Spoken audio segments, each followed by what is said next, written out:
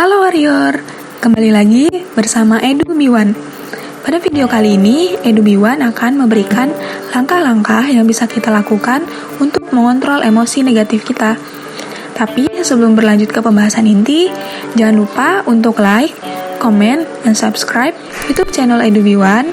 Dan jangan lupa nyalakan juga notifikasinya, agar setiap ada video-video baru, kalian tidak ketinggalan.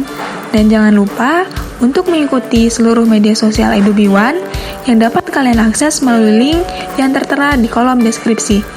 Oke, langsung aja kita lanjut ke pembahasan inti kita dalam video kali ini. Setiap individu pasti sering merasakan yang namanya emosi negatif. Nah, di sini apa sih yang dimaksud dengan emosi negatif?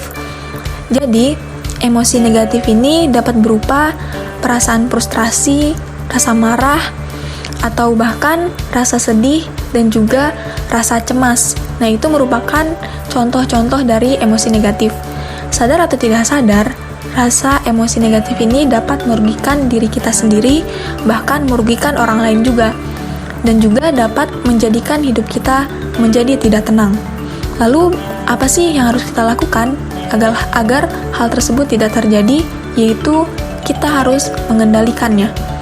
Dan yang menjadi pertanyaan adalah, bagaimana caranya agar kita dapat mengendalikan emosi negatif itu? Di sini kita akan menggunakan langkah-langkah yang disebut dengan STAR. Yang dimaksud dengan STAR di sini merupakan sebuah singkatan dari Stop, Think and Assess, dan juga Respond.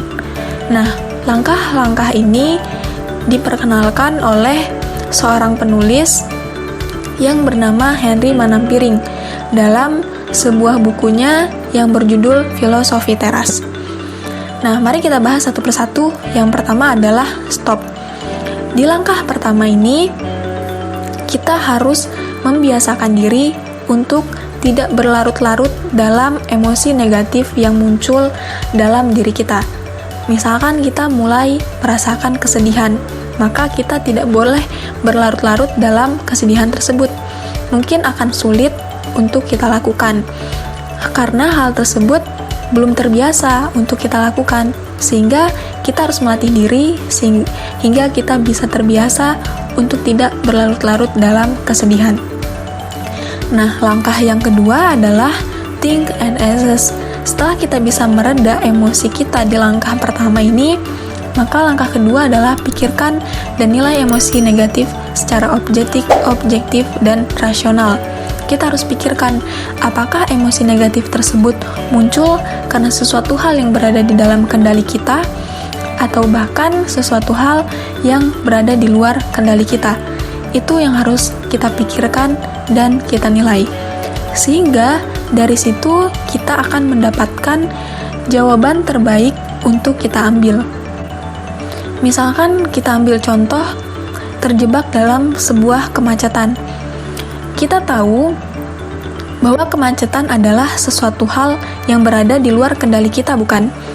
Sehingga ketika kita marah ataupun kesal karena kondisi tersebut, tidak akan merubah kondisi kemacetan itu.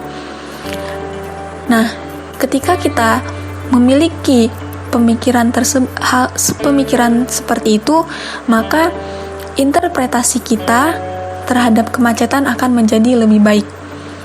Selanjutnya, langkah ketiga adalah respon.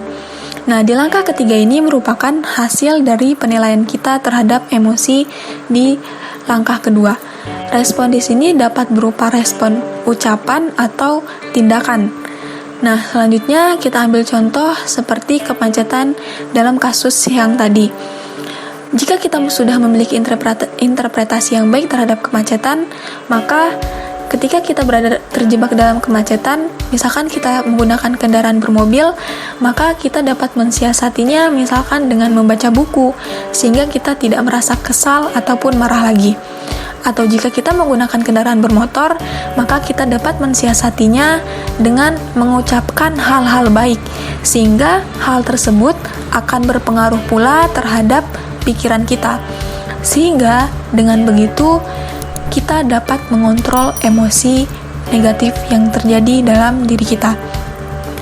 Maka dari itu, Yuk, dari sekarang kita belajar untuk mengontrol emosi negatif agar hidup kita menjadi lebih bahagia, menjadi lebih tenang, dan kita dapat meningkatkan produktivitas kita dalam melakukan kegiatan sehari-hari. Cukup sekian, semoga bermanfaat dan salam edukasi.